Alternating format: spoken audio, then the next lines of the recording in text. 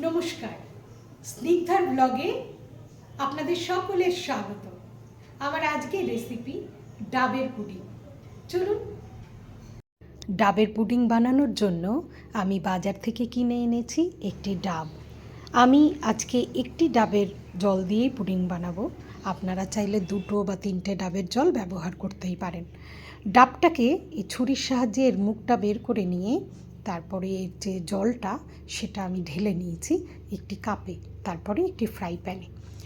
এই ডাবের জল দেখতে হবে এর মধ্যে কোনো রকম কোনো শাঁস বা আঁশ পড়েছে কি না, তাহলে সেটা স্পুনের সাহায্যে ফেলে দিতে হবে।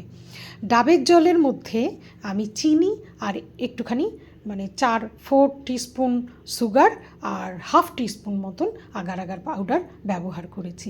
এটা পরিমাণের উপর নির্ভর করে, যদি 2-3টে ডাবের জল হয় তাহলে দুটোর পরিমাণই বেশি হবে। এবার এটাকে ভালো করে মিক্সড করে আমি পাশে রেখে দিয়েছি। তারপরে ডাবের যে শাঁস আছে সেই শাঁসটা দিয়ে আমি শিউলি ফুল বানিয়েছি, কাঁচি দিয়ে কেটে কেটে, এই যে সাদা অংশটা এটা দিয়ে শিউলি ফুল, আর ওই ডান্ডিগুলো গাজর দিয়ে।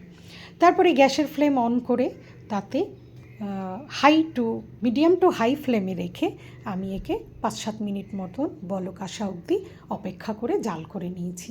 তারপরে একটু থিকনেসটা দেখে নিয়ে ঠান্ডা করে গ্যাস অফ করে ঢেলে দিলাম। এই যে খানিকক্ষণ রাখলেই এটা ঠান্ডা হয়ে যাবে, তারপরে ফ্রিজে ঢুকিয়ে দিলেই একদম তৈরি হয়ে গেল ডাবের পুডিং। ডাবের পুডিং গরমকালে দারুণ একটা ডিশ।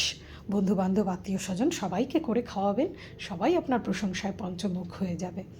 খেতে সত্যিই খুব ভালো। আর এই ডাবের পুডিং যদি ভালো লাগে অবশ্যই আমার চ্যানেলটি লাইক, কমেন্ট, সাবস্ক্রাইব করতে ভুলবেন না। কেমন দেখুন কি সুন্দর হয়েছে না দেখতে, শিউলি ফুলগুলো কেমন যেন তাকিয়ে আছে, তাই না?